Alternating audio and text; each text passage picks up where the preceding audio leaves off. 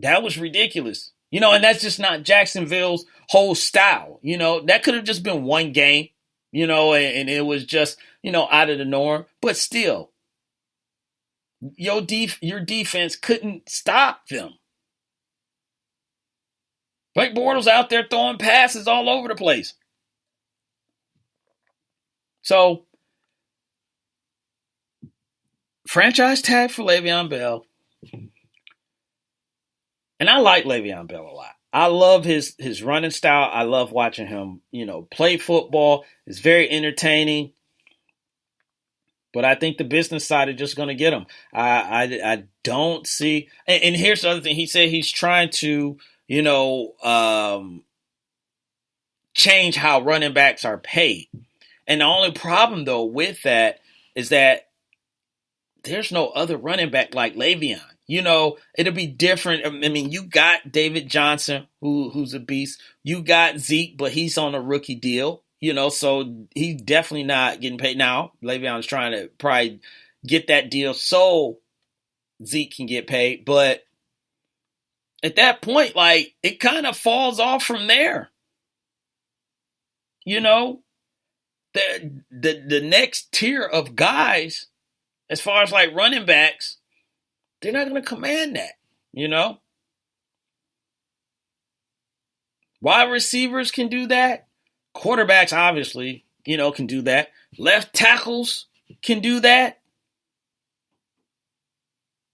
But it's just really hard, for a running back. I commend him for, wanting to do it. Staying out of, training camp. It worked last year, so maybe that's a good thing, because you avoid any type of injury or anything like that to happen. Now, you want to be around your guys and you want to be in game shape, but it looked like he did what he needed to do, Over 1,900 yards. Sounds good to me. Sounds very good. But I just don't think Le'Veon's going to get that long-term deal. Not from the Steelers. He could get it from someone else, that think they're a running back away, and they'll, maybe front load his contract, and offer him some money up front, and then it falls off at the end of his contract. So if they want to cut him, they can, because at that point, like I said, he'll be 27, and maybe you could give him 2 years, and then on his third year, see what happens. But I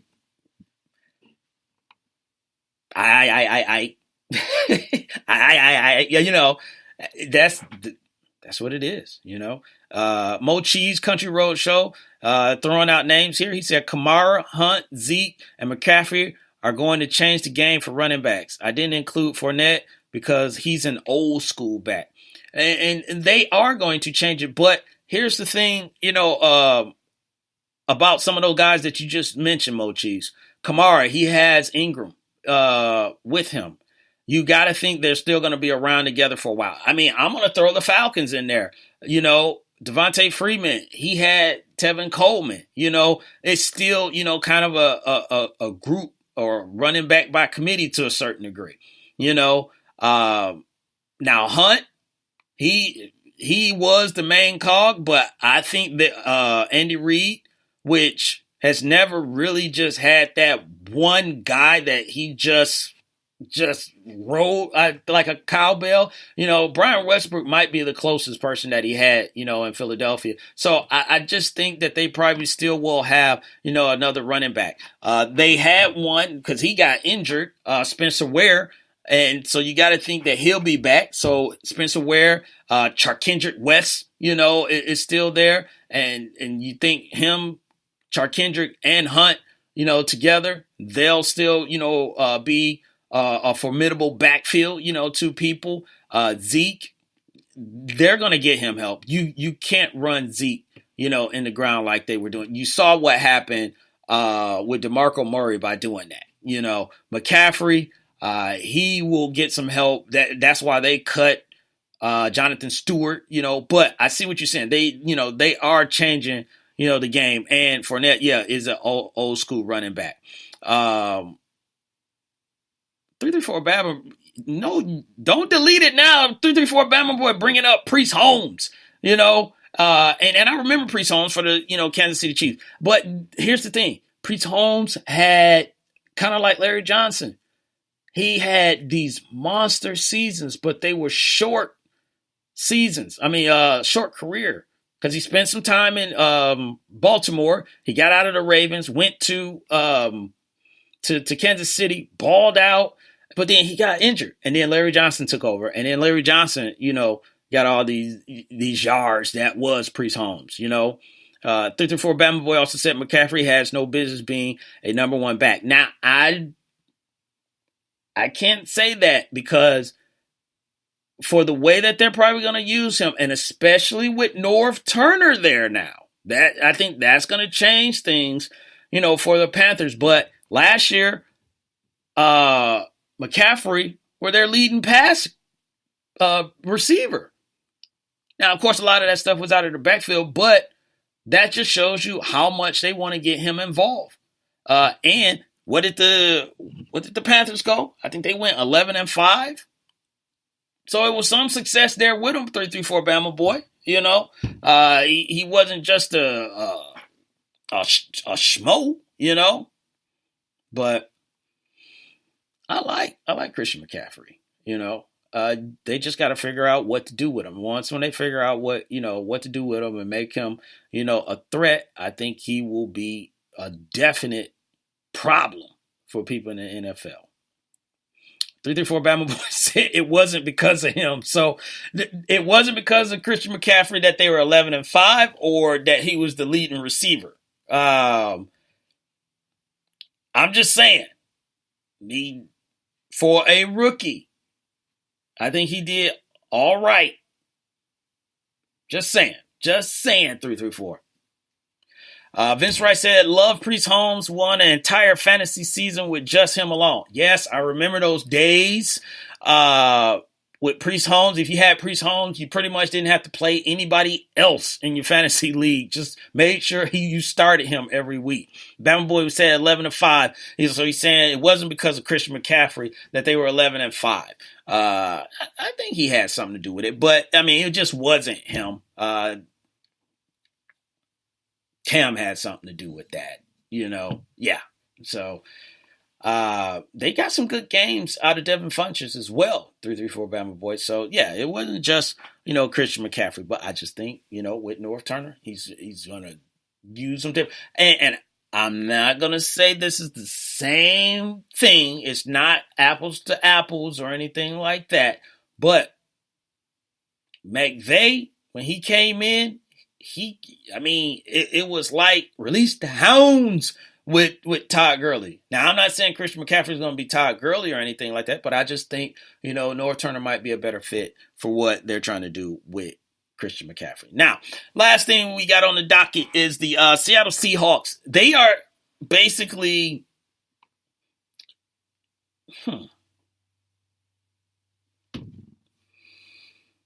are they rebuilding or are they reloading or are they just starting over? What are they doing?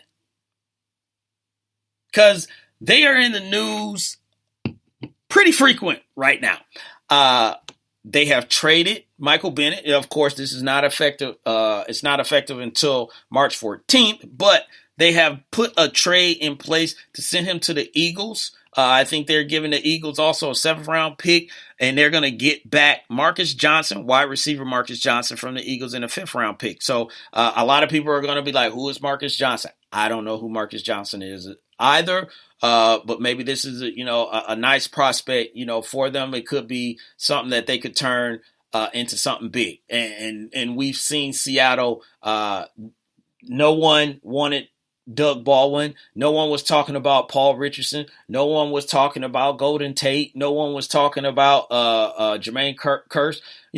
These are guys that people really didn't talk about, but in Seattle, they play well, in that system that they run. So maybe this is another situation, but the Eagles, their defensive line they were already rich with defensive linemen. Now they get even richer, with getting Michael Bennett, but it doesn't even stop there. Now you're thinking like Cam Chancellor. He has this neck injury, so you don't know what his future holds. He might be done with playing football, in awe. And, you hope it's not like that because you don't want a guy to lose his career, the injury. You want him to go out on his own terms, but that could be what it is. And just recently, today, now these reports are out about Richard Sherman. They're talking about maybe the Seahawks will cut him or maybe they'll trade him, at this point. They got his mom's on Facebook talking about, it was great, to be playing in Seattle, but things happen and all this stuff. So could they be getting rid of Richard Sherman? And the last thing that came out was the Seattle Seahawks are listening to trade offers for Earl Thomas. And if this is true, the first team that better be on the phone, if they're not already, is the Dallas Cowboys. They better be on the phone with them to try and get Earl Thomas. But all these moves basically is what is going on with the Seattle Seahawks. And this is what I feel is going on with the Seattle Seahawks. And Vince, I see your question. I'll get to it in just a second. The Seattle Seahawks, I think, are just trying to recreate the success that they had previously. Now, these guys that I mentioned, Earl Thomas was a first-round draft pick. Richard Sherman was not. I think he was a fifth-round draft pick. I think Cam Chancellor was a fifth-round or a fourth-round draft pick. Michael Bennett, they got in a trade from the Bucks. So I think what they are doing at this point, they are trying to redo what they did about 6 or 7 years ago.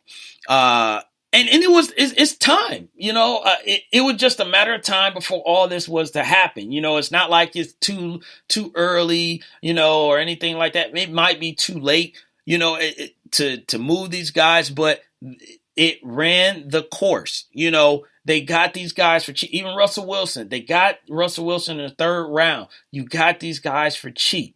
The only person you really was paying was to a certain degree was Marshawn Lynch. You didn't have, Jimmy Graham or anything like that. And you made this work with the running game and the defense that you had, and you worked it with cheap players. Now, the only thing that happens with that is when you have cheap players that you have success and you win a Super Bowl with, is that they start salivating at the mouth because you're going to have to pay them. And that is what came about. Cam Chancellor, he wanted a new deal. He had sat out for a little bit saying, hey, I should be getting paid more, for what I do for this team. Richard Sherman wanted to get paid. Michael Bennett wanted to get paid. You had to pay, Russell Wilson.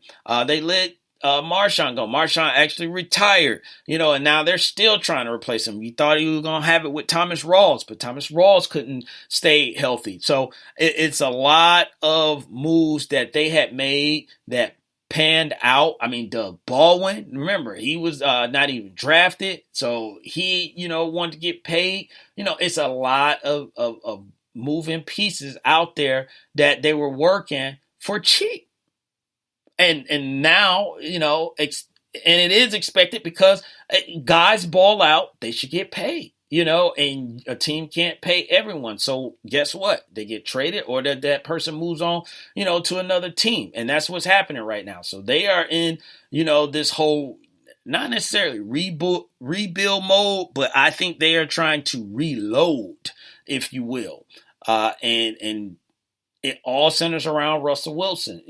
They're going to have to get him a run game, and they're going to have to get him, some line play as well. I think with guys like Paul Richardson, you got Lockett, you got some nice young wide receivers. You got Doug Baldwin still there, so I think they're good for the style that they play. They're not looking for, they tried that. I don't know if they remember. And Vince Wright, I know you still listening because I'm going to answer your question, but I'm really about to go deep here with my little sports knowledge off the top of my head.